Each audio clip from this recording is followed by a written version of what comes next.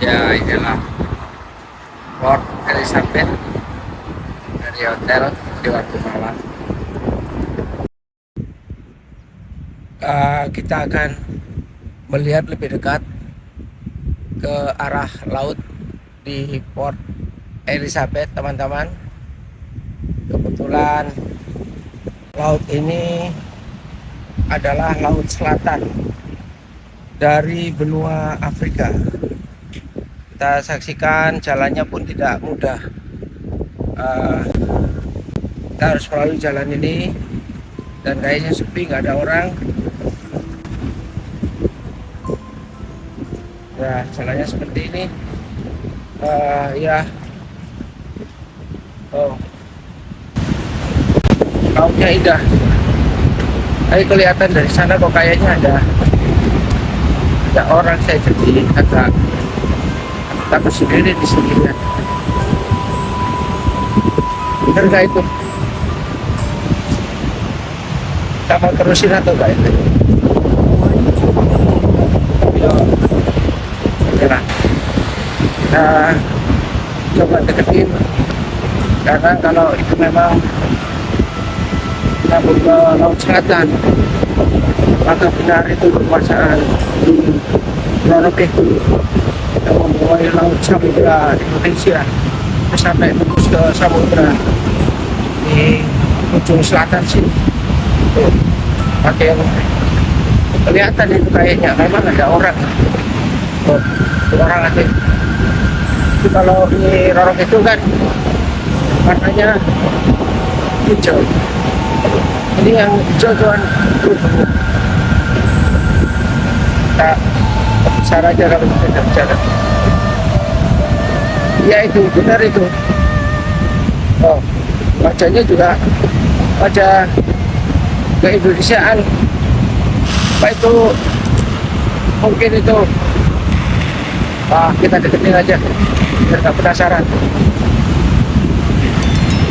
Halo.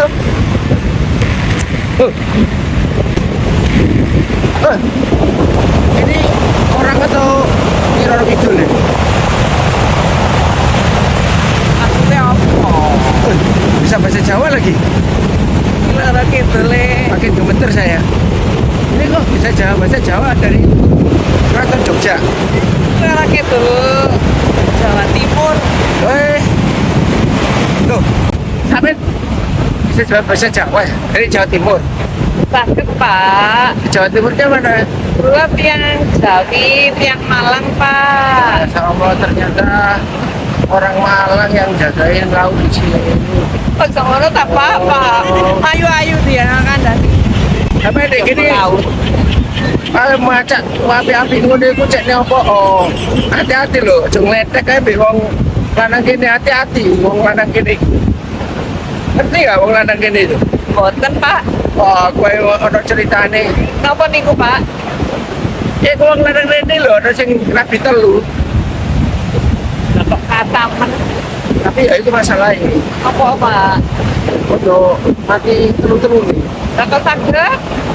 Nah itu jarene sing siji mati sebabnya nguntal yuyu atau menelan apa kepitingnya. Yuyu napa Pak bahasa Indonesia? Kepiting. Terus yang kedua juga mati karena itu makan kepiting, nguntal kepiting. Kepiting anak iku lek yuyu Pak, lek kepiting ya gede. Terus yang ketiga Yang ketiga napa Pak? itu apa? Nggak mati nguntal yuyu sih, tapi kaitannya yuyu. Yuyu napa Pak? Ya wongi lho. Kalau nggak nguntal yuyu nggak gelem, akhirnya dipalu, matinya dipalu. Tetek ae Pak. Ya bersiap-siap menuju pertemuan dengan KJRI bersama warga Indonesia yang ada di sekitaran Port Elizabeth yang akan memberikan pelayanan warga secara proaktif jemput bola. Nama saya Mona, Ramona panggilannya Mona. Mbak Mona ya. Kalau di South Africa dari Oktober tahun lalu setahun ya. Udah 1 tahun di sini dan langsung ke Port Elizabeth. Iya. Oh, Kebetulan suami ada dapat kontrak kerja di sini. Kontrak kerja di sini. Tapi sebelumnya ya saya tinggal 12 tahun di Dubai. Kerja di Dubai dari Bali, kuliah di Bali, itu dapat kerja di Dubai. Aslinya dari mana Mbak Mona? Aslinya dari Medan. Oh, dari Medan ya. Terus jadi udah setelah dari sebelumnya udah 12 tahun di Dubai. Dubai ya. Oh, melalang buana ya. Iya, dan itu Sebagai orang di Indonesia. Ethiopia 5 bulan dan di Swiss hampir 2 tahun. Sampai ke Swiss tahun berapa ini? Baru sebelum di sini kita. Sebelum sini ya. Di mana? Interlaken? Di Ibadan, di dekat Lausanne. Oh, dekat Lausanne. Waduh, luar biasa. Anak Indonesia betul-betul kiprahnya ya. Melebar sayapnya sampai ke Swiss, sampai ke Dubai, sampai ke Ethiopia. Membanggakan semangat sekali dan semangat untuk meraih masa depan yang penghidupan yang baik ya, itu fighting spiritnya luar biasa. Hello, good afternoon. Nice to meet you. Yeah. Nice to meet you. It's very good opportunity to meet you in Port Elizabeth. By the way, if I may know, what is your name? My name is Gabby. Gabby. And shiny. Shani, yeah. So you are from mixed married family, yeah? Yes. Yeah, and your husband is from Indonesia, right? Yes, from Oh, Bangladesh. okay. And Gabby, you were born here I was born in Dubai. in Dubai.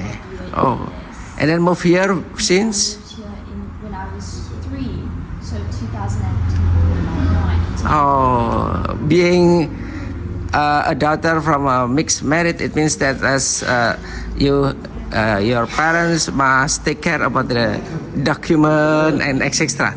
And how do you find with the service by Indonesian Consulate General by visiting you here? Whether yeah. So nice. I thought it's really nice that they come and like wanting to get interest about me and the people Oh, yeah. of Indonesian here in Port Elizabeth. That's good, yeah. They're really just taking the time to come and see us, which I really appreciate. We appreciate very much, yeah. Like it much, yeah. You appreciate very much because it help a lot, yeah. Oh, yes.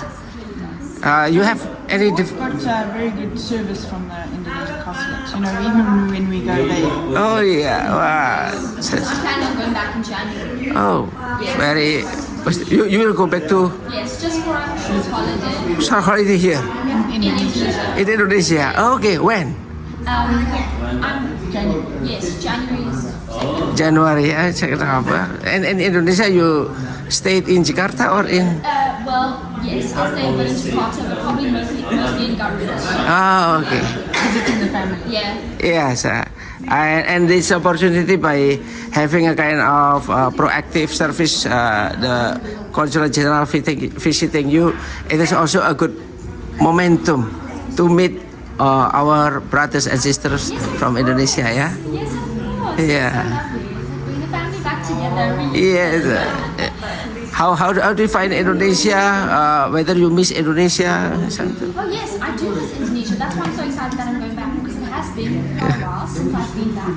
Yeah. And I really miss, I miss the different cultures. And Yeah, the different foods. I love culture. to miss the food. And you have to know that Indonesia currently is in the process, and now in the process, this is a very good momentum, moving the capital city from Jakarta to a new capital that is Nusantara this year. Oh wow. That is a very historical time. So, and Indonesia also just this year is 2024. I mean 2023. Is already categorized by the World Bank being a newly industrialized country, and become targeted. Progress how very well, and the target is to achieve a golden Indonesia in 2045. So you have a good opportunity to see it, and you have also a good potential to contribute to the achievement, to the change. So thank you very much for this nice interview. Thank you. See you in Indonesia. Sekarang kita juga akan mewawancarai warga negara Indonesia yang kawin campur dengan warga setempat.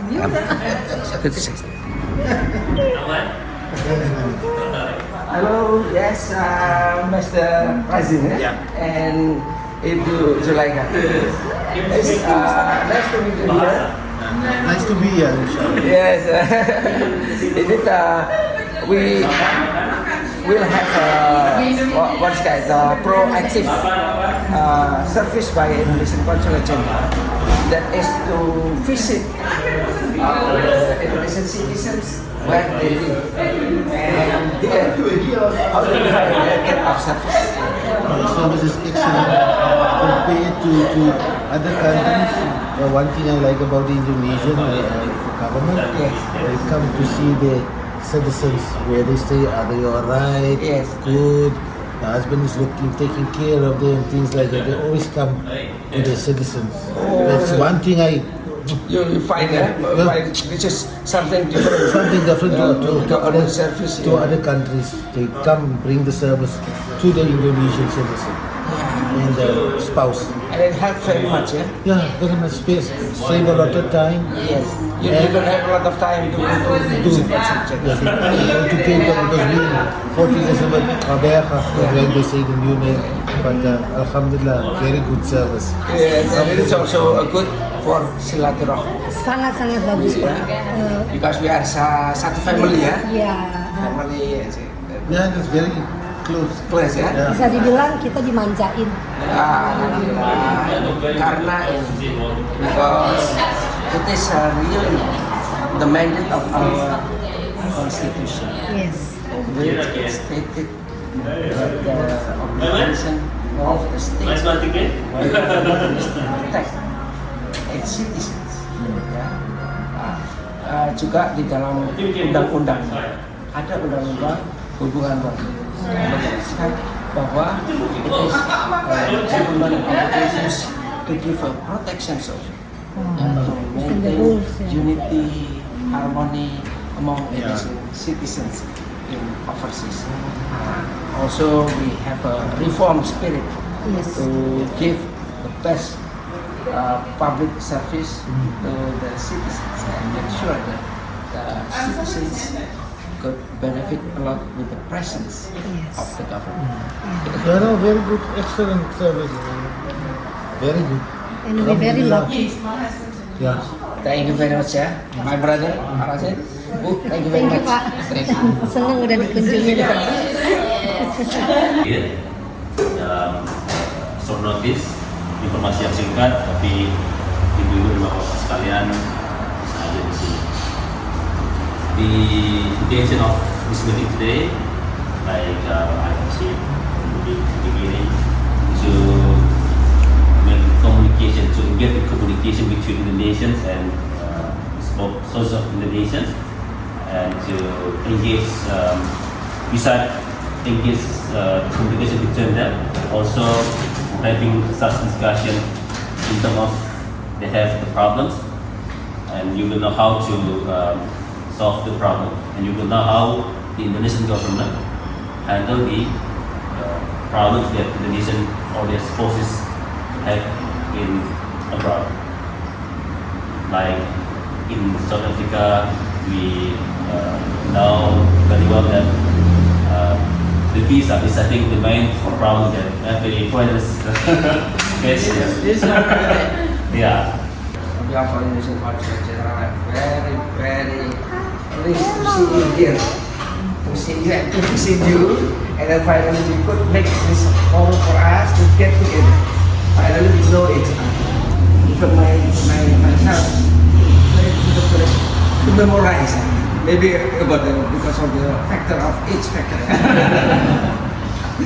And yes, this is the service by the Indonesian Consulate Channel. It's a mandate of our it's a mandate of our law, in which government and state has the obligations to protect citizens and provide best services for their citizens. But we all, Indonesian state apparatus, like knowledge in Indonesian Consulate Channel, from try our best to invest in our staff, how to make our role useful here to benefit all of you. And I hope that both benefit with this proactive services by the Consulate. Further on, I also like to talk about how the practice of the services on this one. And once again, thank you very much, and keep in touch. Thank you.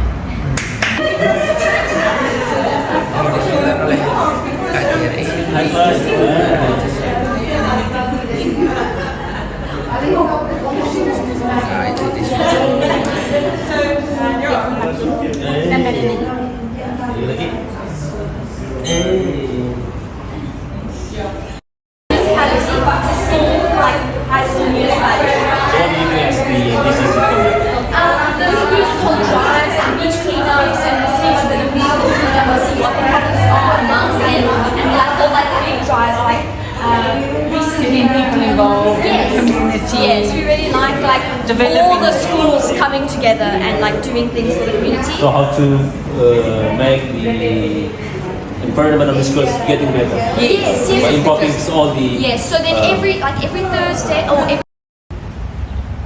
Lah, kita akan menuju ke daerah pemakaman para ulama kita yang menyebarkan agama Islam pada masa-masa awal Islam di Port Elizabeth. Nah, itu makamnya teman-teman sekalian.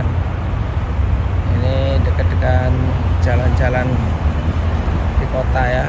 Jalan itu ada burung, kayak burung elang atau apa.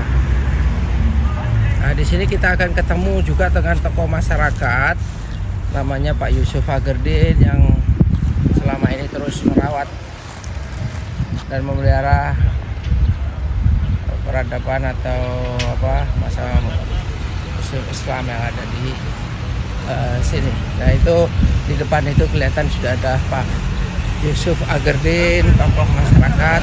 Jadi kita akan memperoleh penjelasan dari beliau mengenai Islam di sini ya.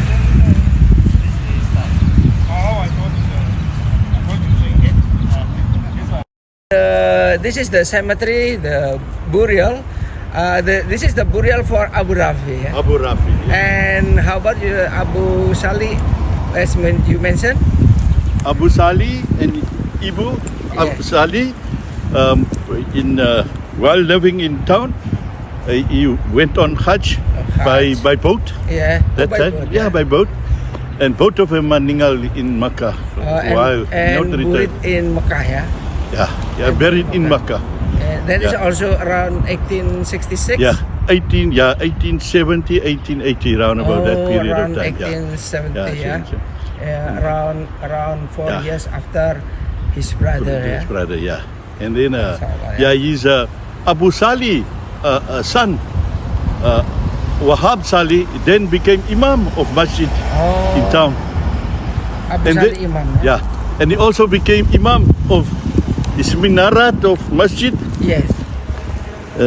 A consular, I don't know if you can see the there is minarat. You yeah, see yeah, the yeah, minarat. yeah. He also became minarat of Masjid in this part of town. That And is the he- son of Abu Salih, yeah. Abu Salih, yeah, his name was Abu Rafi. Okay. And he meninggal at the good age of 114 years old. 114 14 years old. Such a long, yeah. Such a long time. Right, yeah. So his father is from Banten. Yes. From Banten, yeah. Yeah. And his son is buried Here. in Port Here, yeah, Elizabeth. in Port How many Elizabeth. kilometers away? and Islam, and brought Islam Yes. to this part of the world for us. Masya to Allah see. ya. Alhamdulillah. Banten to Cape Town is it means around 9,470 kilometers.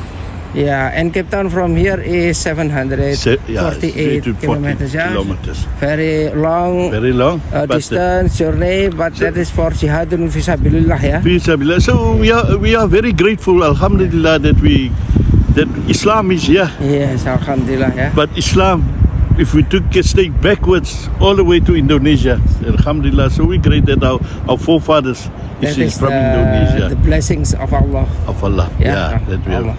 that we can. We will see. This is Abu Rafi ya. Yes. Abu Rafi. Ini Abu Rafi, makamnya teman-teman, makamnya Abu Rafi. Oh.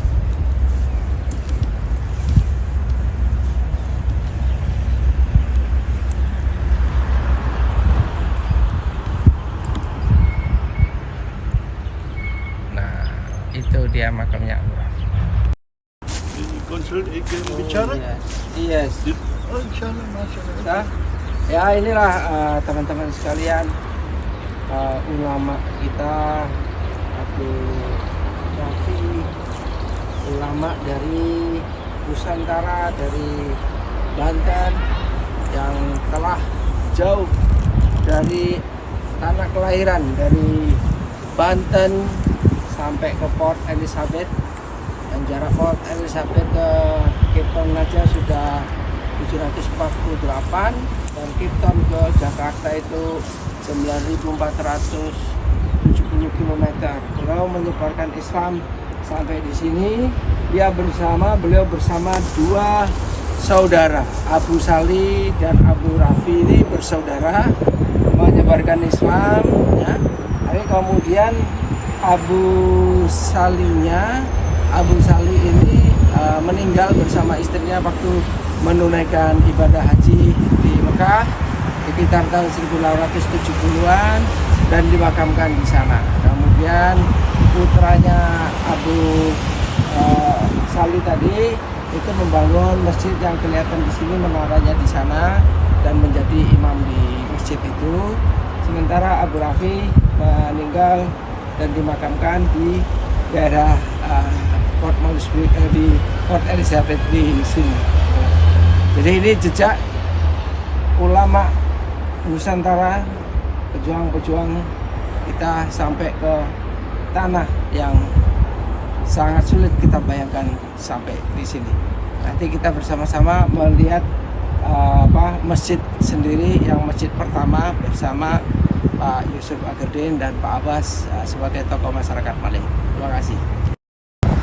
Saudara-saudara sekalian, jadi ceritanya kalau di Port Elizabeth sebetulnya berkembangnya Islam itu dengan pendirian yang disebutnya tadinya adalah rumah pribadi dari Abu Rafi ya, Abu Rafi ya, itu tahun 1866. Tapi karena itu rumah, terus beliau mengajarkan Islam.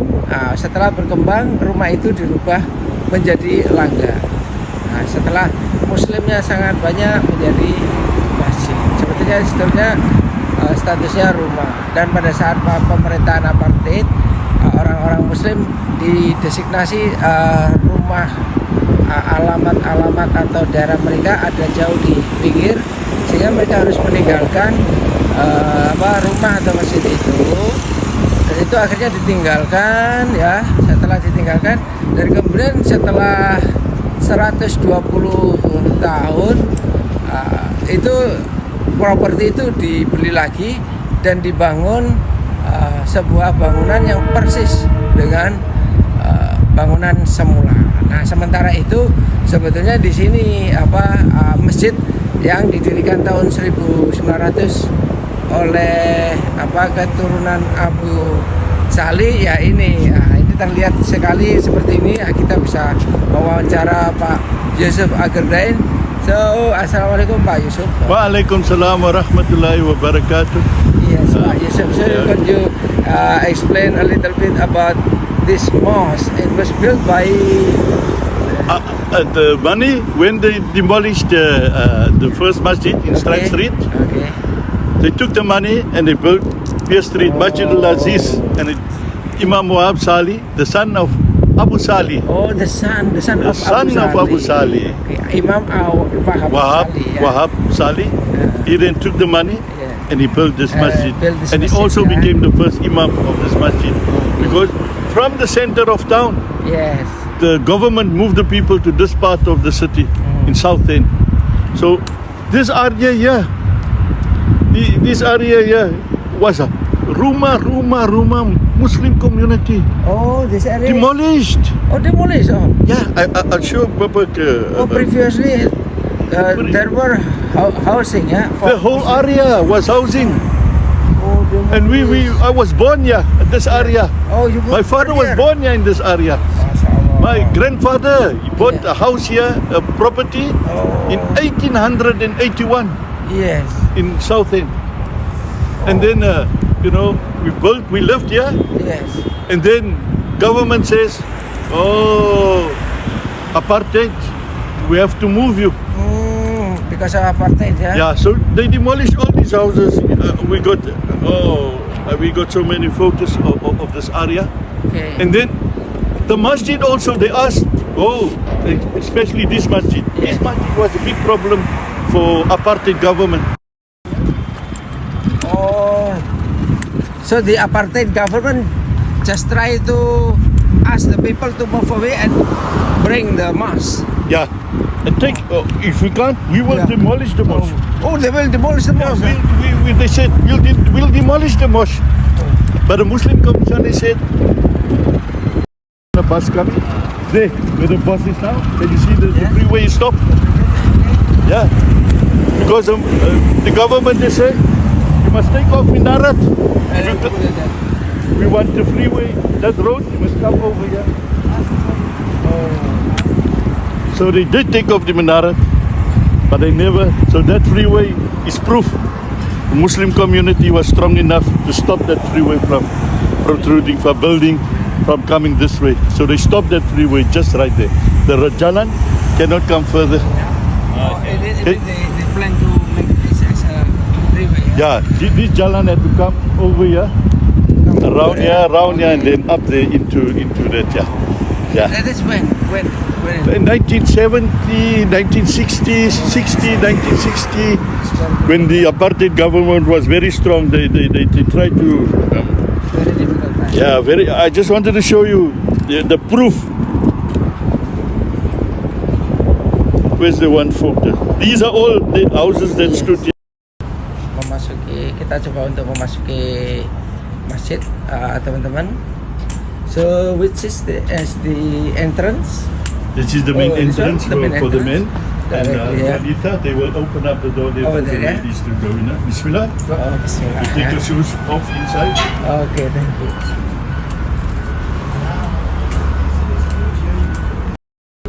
Nah, ini adalah dalamnya masjid yang dibangun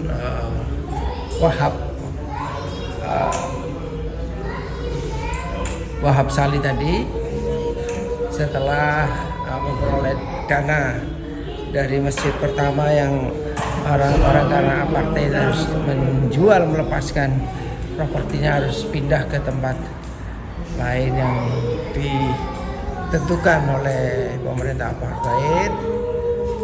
Mereka harus menjual properti itu, masjid itu, dan setelah memperoleh dana dari penjualan itu, mereka mendirikan masjid ini, dan Masya Allah juga sangat indah sampai sekarang. Masjid ini dibangun pada tahun 1900, dan di daerah sini ternyata pada tahun 60-an sampai 70-an mengalami masa yang berat, di mana pemerintah apartheid saat itu mau membangun jalan freeway yang mau melewati di daerah ini, dan semua rumah-rumah penduduk yang tadinya rumah-rumah para muslim itu dihancurkan, dirobohkan, dan yang tinggal masjid ini mau dirobohkan juga, tapi kemudian ada resistensi yang kuat dari masyarakat muslim sini. Mereka membawa ke pemerintah sampai ke parlemen, dan bahkan sampai di parlemen pun mereka akhirnya setelah nggak berhasil membawanya ke PBB, dan di PBB akhirnya mengatakan no, sehingga masjid ini tidak bisa dihancurkan atau dirobohkan. So if you could share with us how many people are approximately about the Muslim community in Port Elizabeth? Consul General, we don't have proper figures. Oh yes. We only rely on government. We try to get some form of through the Tabligh Jama'ah. Yeah. They always go all around to all the places. Yeah. So we're working on that to see how many people. But if you look at the communities, the big masjid like this one is about plus minus about 15. Yeah, so that says that the community, and must be about close to 35-40 masajid in our area, of smaller masjid. But if you look at it, it could be about 25,000-30,000 of Muslims that we got here in this area of Port Elizabeth and Around 25,000 Muslims in Port Elizabeth. Yeah. And the total masjid here is around 20? Yeah, about 20-25. 20-25 ya. The total jumlah masjid-masjid yang ada di Port Elizabeth sekitar 20 sampai 25. Untuk jumlah masyarakat Muslim di Port Elizabeth yang kebanyakan keturunan Indonesia itu mencapai sekitar 20 sampai 25 ribu rekan-rekan. Nah, ini daerah shopping mall di Port Elizabeth.